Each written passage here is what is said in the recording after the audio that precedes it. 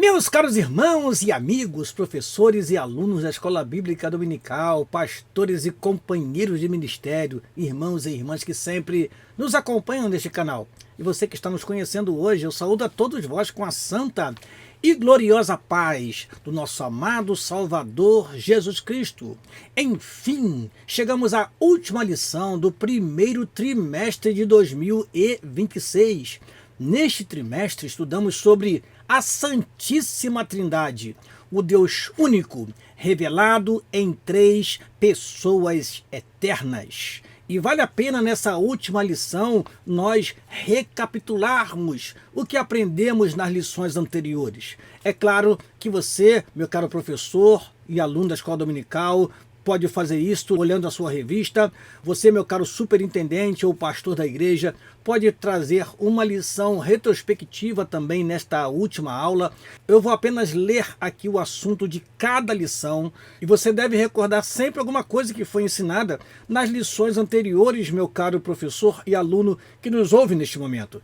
Na primeira lição, nós aprendemos sobre o mistério da Santíssima Trindade. A Trindade continua sendo um mistério para todos nós. Na segunda lição, sobre o Deus Pai, a teologia própria, a teologia a respeito do Pai, como primeira pessoa da Santíssima Trindade. Na lição 3, o Pai envia o Filho. Aprendemos que o Pai enviou o seu Filho conforme está escrito em João capítulo 3, versículo 16. Na quarta lição, aprendemos sobre a paternidade divina. Deus é Pai de todos, mas Ele quer também ser nosso Pai por adoção, como nós aprendemos há 2 semanas atrás, em uma lição que falou sobre a adoção e a herança que temos recebido do nosso Deus, o Pai Celestial. Na lição 5, começamos a aprender sobre o Deus Filho, e esse é o título da lição 5, o Deus Filho. Na lição 6, o Filho como o Verbo de Deus, como está em João, capítulo 1, versículo 1. Na lição 7, a obra do Filho. Depois, na lição 8, nós começamos a estudar sobre o Espírito Santo. O Deus Espírito Santo foi o título da lição 8. Na lição 9, Espírito Santo, o regenerador. Na lição 10, Espírito Santo, o capacitador. Na lição 11, sobre a relação entre o Pai e o Espírito. Na lição 12, sobre a relação entre o Filho e o Espírito. E na lição 13, nós temos então esta preciosa lição para nós encerrarmos o trimestre, intitulada A Trindade Santa e a Igreja de Cristo. É a 13ª e última lição deste trimestre. Meu caro professor e aluno da Escola Bíblica Dominical, você deve terminar este trimestre com a doutrina da Trindade bem explicada na sua mente e guardada no seu coração. Deus é um Deus triuno, Deus é um Deus que se manifestou em 3 pessoas eternas e distintas. Isso não faz deles 3 deuses, não. É um só Deus que se manifesta em 3 pessoas eternas que cooperam desde a criação e até o fim dos tempos. Estarão unidas principalmente no propósito de salvar o homem do seu pecado, da condenação eterna. Dito isto, antes de começar a nossa aula de fato, temos 2 coisas a fazer. Primeiro, pedir a você que deixe o seu like, pedir a você que compartilhe esta aula com outros professores e alunos também. E a segunda coisa é orar ao nosso Deus, porque sem oração nós não podemos fazer nada no reino de Deus. Vamos, pois, orar ao nosso Deus nesse momento? Ore comigo. Pai, te agradecemos por este primeiro trimestre de 2026, no qual aprendemos sobre Ti, ó Pai, sobre o Filho e sobre o Espírito. Agora, ao encerrar, nós queremos ser gratos a Ti e pedir que o Senhor continue nos abençoando, porque ainda temos esta lição a explicar, a mostrar para os Teus filhos detalhes, que o Teu Espírito nos ajude na transmissão desta lição e que nós estejamos, Senhor, animados, prontos para adentrar o segundo trimestre de 2026, muito em breve. Assim oramos e te agradecemos em nome de Jesus. Amém e amém. Vamos então à nossa aula, meu caro professor e aluno, e sempre começamos pelo nosso texto áureo. O texto áureo, ou texto de ouro, da última lição do trimestre se encontra no Evangelho do Senhor Jesus Cristo, conforme escreveu Mateus, no capítulo 28, versículo 19, que diz: Portanto, ide, ensinai todas as nações, batizando-as em nome do Pai, e do Filho, e do Espírito Santo. Repetindo, portanto, ide, ensinai todas as nações, batizando-as em nome do Pai, e do Filho, e do Espírito Santo. Mateus capítulo 28, versículo 19. Vamos então à verdade prática que diz o seguinte: a redenção da igreja é uma obra conjunta da Trindade. O Pai elege, o Filho redime e o Espírito santifica, sustentando a fé e a missão da igreja no mundo. Repetindo, a redenção da igreja é uma obra conjunta da Trindade. O Pai elege, o Filho redime e o Espírito santifica, sustentando a fé e a missão da igreja no mundo. Vamos então à leitura bíblica em classe, que se encontra na segunda carta que Paulo escreveu aos Coríntios, capítulo 13, versículo 11 a 13, e primeira epístola universal de Pedro, capítulo 1, versículo 2 e 3. Vamos então à leitura da palavra do Senhor. Quanto ao mais, irmãos, regozijai-vos, sede perfeitos, sede consolados, sede de um mesmo parecer, vivei em paz, e o Deus de amor e de paz será convosco. Saudai-vos uns aos outros com ósculo santo, todos os santos vos saúdam. A graça do Senhor Jesus Cristo, e o amor de Deus, e a comunhão do Espírito Santo sejam com vós todos. Amém.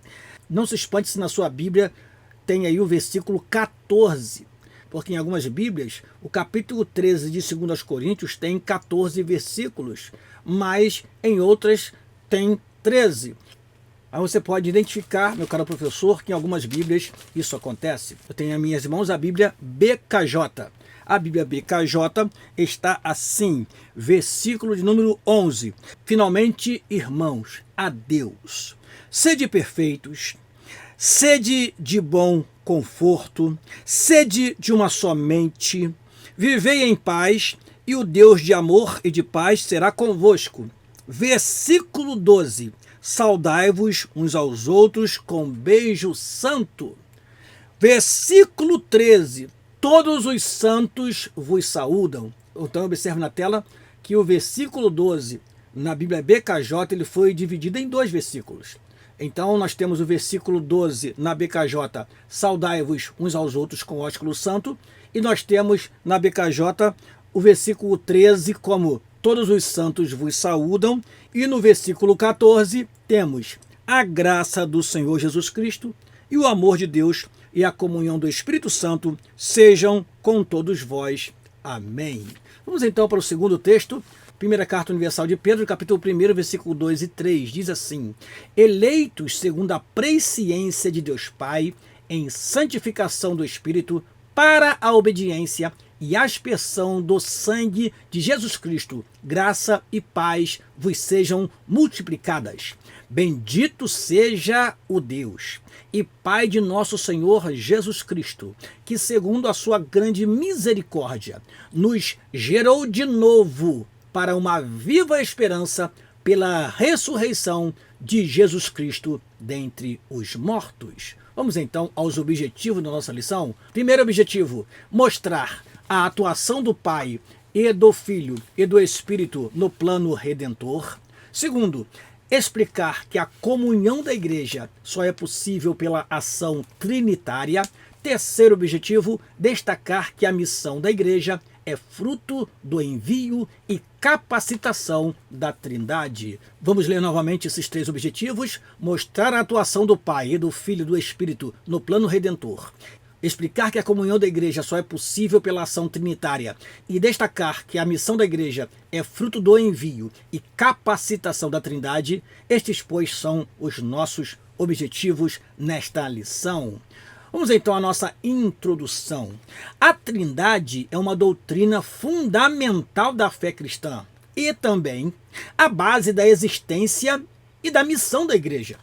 Ela revela o agir cooperativo do Pai e do Filho e do Espírito de forma harmoniosa na criação, redenção, santificação e na comunhão da igreja. Essa lição visa mostrar como a Trindade sustenta, guia e envia a igreja para o cumprimento do seu papel no mundo. Compreender essa verdade fortalece nossa identidade como povo de Deus. Vamos então ao primeiro tópico da lição, a Trindade e o plano redentor. Primeiro subtópico do primeiro tópico, eleitos segundo a presciência do Pai. Deus elegeu a igreja desde a eternidade. Esse plano precede a nossa existência, pois fomos eleitos segundo a presciência do Deus Pai. O termo presciência significa conhecer de antemão. Aponta para o conhecimento prévio de Deus, que sabe de todas as coisas antes de elas acontecerem. Assim, Deus elegeu de antemão aqueles que ele soube que iriam crer e perseverar em Cristo. É claro, irmãos, temos que ter cuidado com esta eleição, porque muitos interpretam isso como uma predestinação individual, dizendo que um foi carimbado para ser salvo e outro carimbado para ser condenado. Nós entendemos essa eleição como aconteceu com Israel. Quando Deus tirou Israel do Egito, ele não tirou o povo do Egito para morrer no deserto. O plano de Deus não foi invalidado. Os planos de Deus jamais serão frustrados pela ignorância do homem. O que fez Deus? Deus levantou um outro povo no deserto e este outro povo que nasceu no deserto entrou na terra prometida, porque a promessa de Deus não falha. O homem falhou.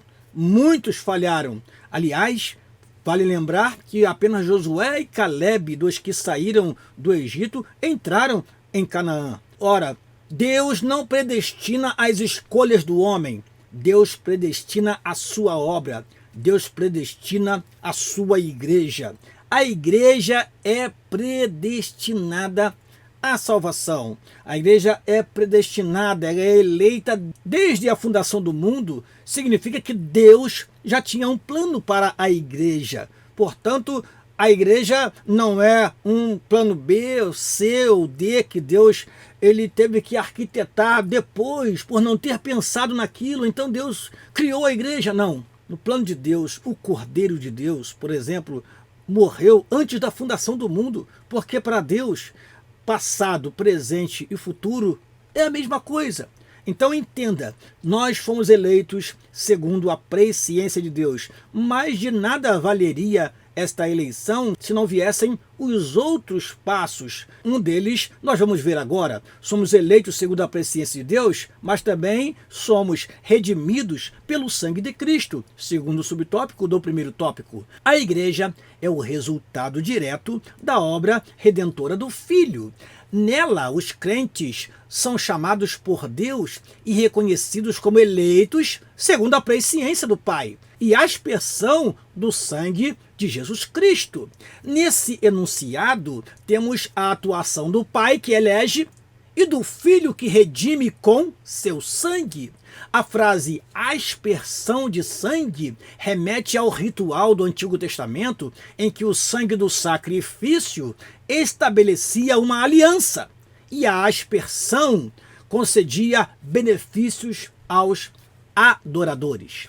Do mesmo modo, Cristo estabelece uma nova aliança com seu próprio sangue para a remissão dos pecados.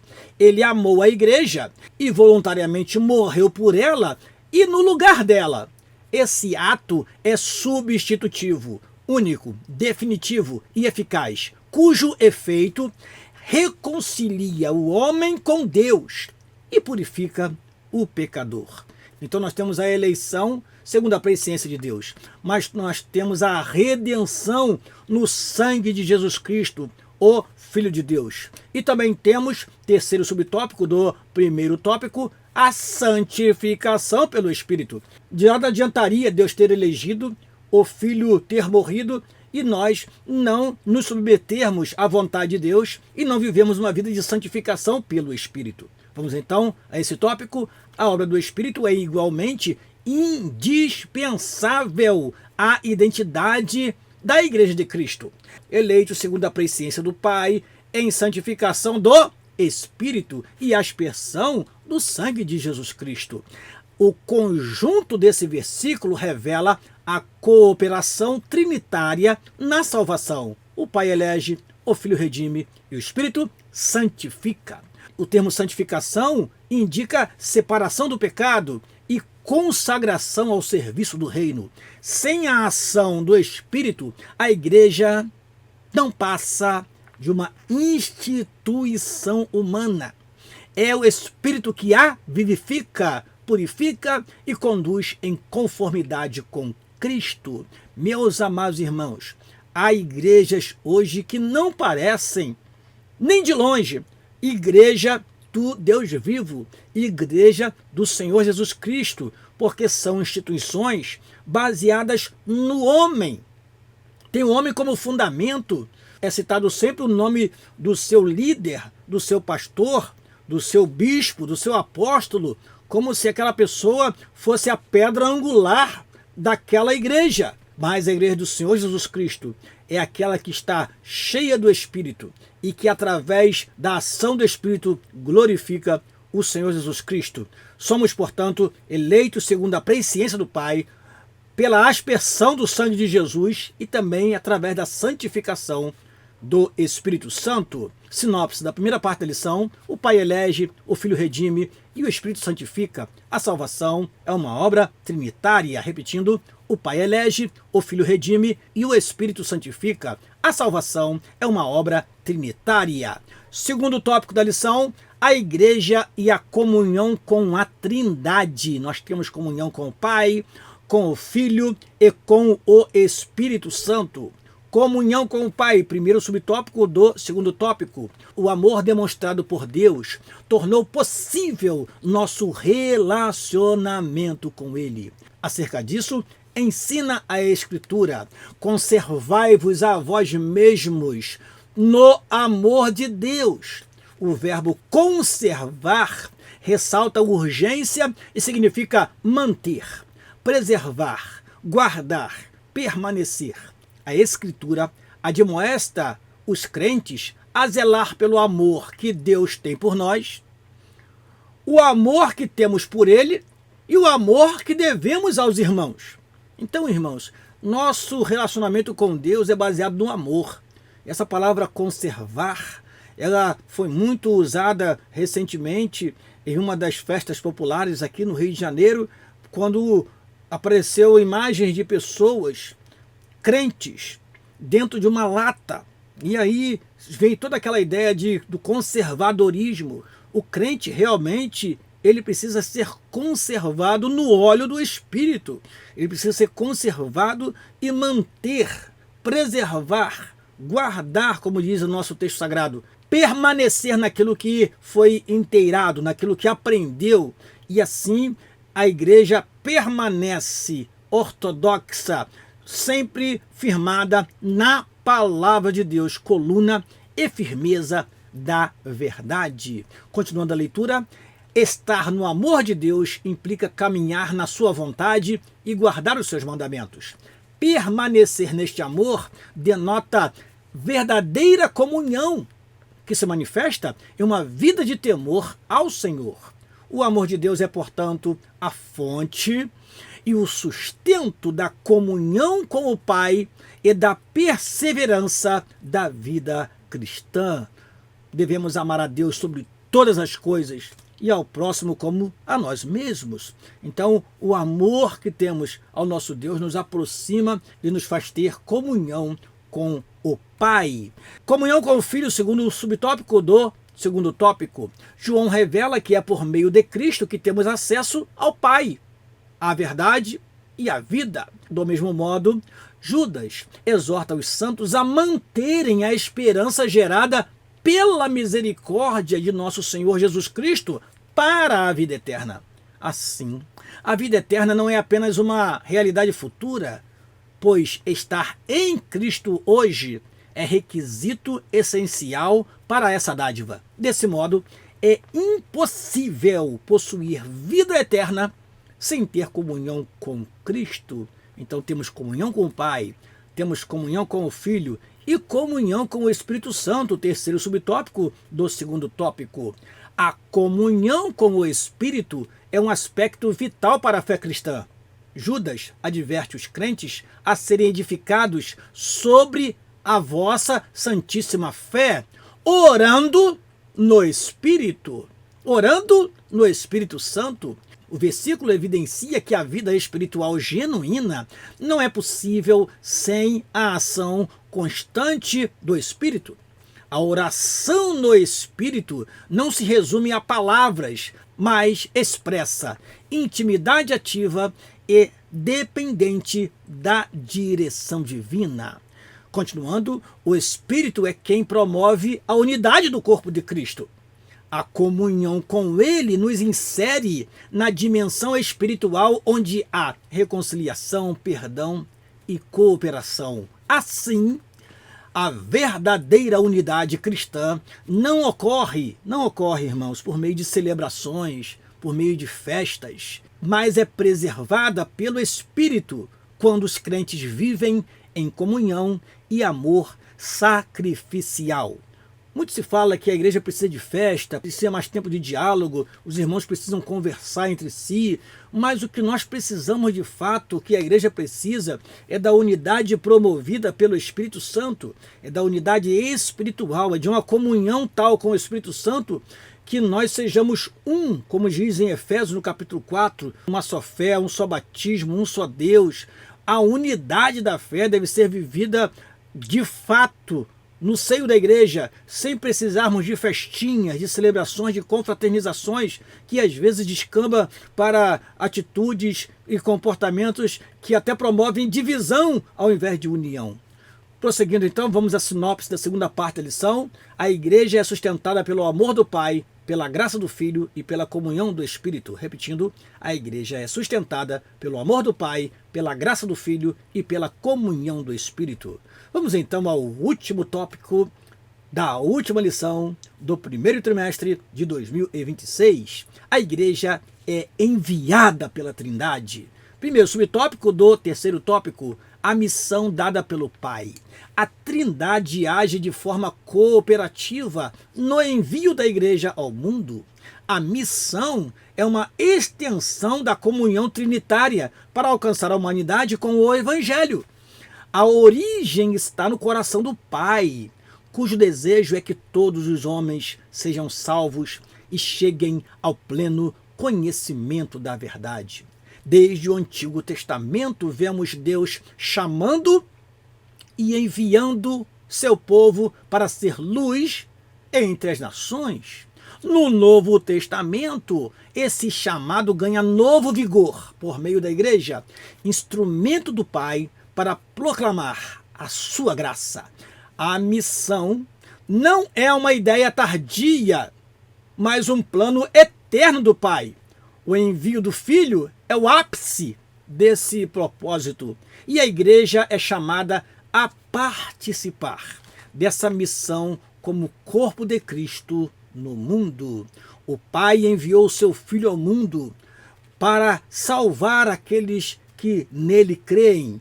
Portanto, irmãos, a missão começa no coração do Pai. Nós sempre falamos isso.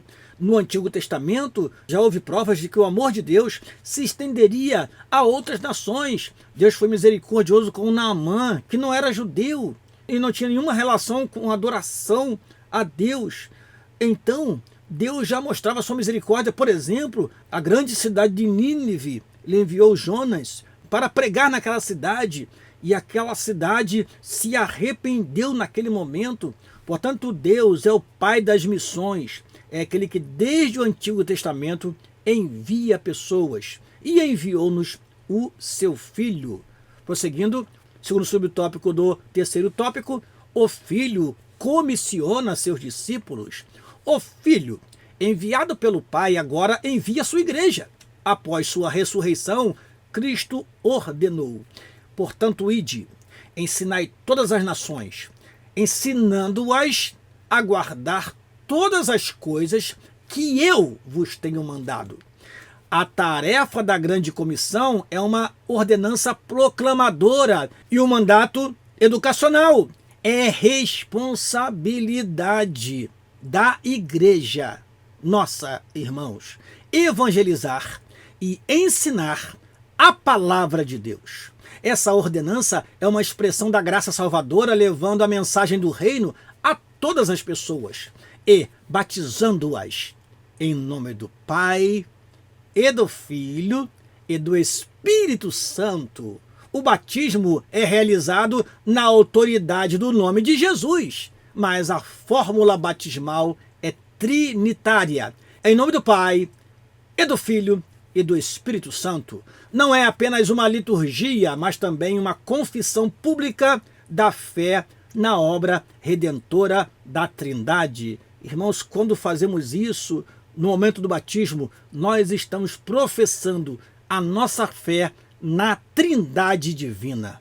Prosseguindo o terceiro subtópico do terceiro tópico da lição, aqui nós vamos encerrar o último tópico do trimestre. O Espírito capacita e envia. A missão da igreja não pode ser realizada sem a capacitação do Espírito. Nós aprendemos uma aula sobre o Espírito Santo como capacitador. Ele é quem dá poder e ousadia para testemunhar de Cristo. Em Atos, vemos o Espírito separando e enviando missionários para o serviço cristão. Ele não apenas acompanha, mas dirige a tarefa evangelizadora da igreja. É o Espírito quem concede dons espirituais para o exercício eficaz do ministério. Então, o Pai enviou o Filho enviou os seus discípulos, e os discípulos receberam o poder capacitador do Espírito Santo, autoridade vinda dos altos céus, para pregar com ousadia e assim expandir a mensagem de salvação a todos. Esta é, pois, a nossa missão, e esta é, de forma muito clara, a relação entre a Trindade Santa e a Igreja de Cristo. Sinopse da última parte da lição. A missão da igreja é trinitária. O Pai envia, o Filho comissiona e o Espírito capacita. Repetindo, a missão da igreja é trinitária. O Pai envia, o Filho comissiona e o Espírito capacita. Chegamos então à última conclusão do trimestre. A Trindade está presente em toda a história da salvação, desde a nossa eleição, formação, santificação e envio. Por isso, como instituição trinitária, a igreja é chamada a cumprir seu papel no mundo com poder e fidelidade. Essa igreja vive, persevera e cumpre sua missão mediante a comunhão com o Deus triuno. Essa doutrina não é abstrata, mas prática, viva e transformadora.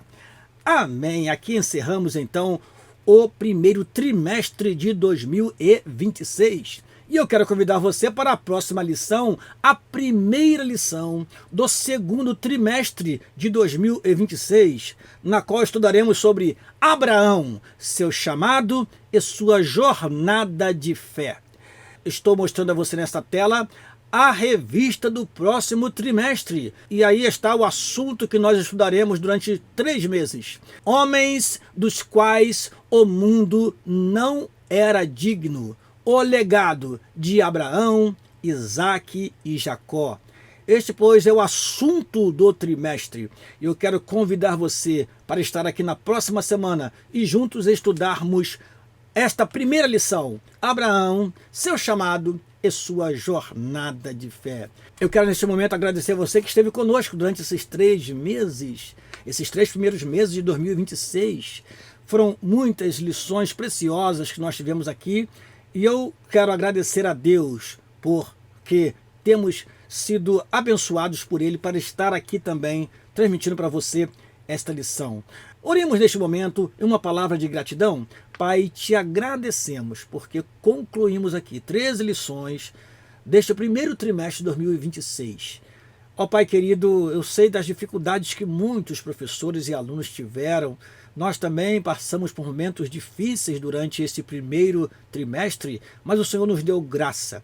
Te pedimos, Senhor, força, sabedoria, unção para darmos prosseguimento a este maravilhoso trabalho. Queremos te agradecer de coração e nos dê um novo trimestre cheio da tua graça. Assim oramos e te agradecemos. Em nome de Jesus. Amém e amém. Deus te abençoe. Aqui se despede o seu amigo pastor Daniel Rosa Dutra e até a próxima semana e até o próximo trimestre. Espero por você aqui. Amém?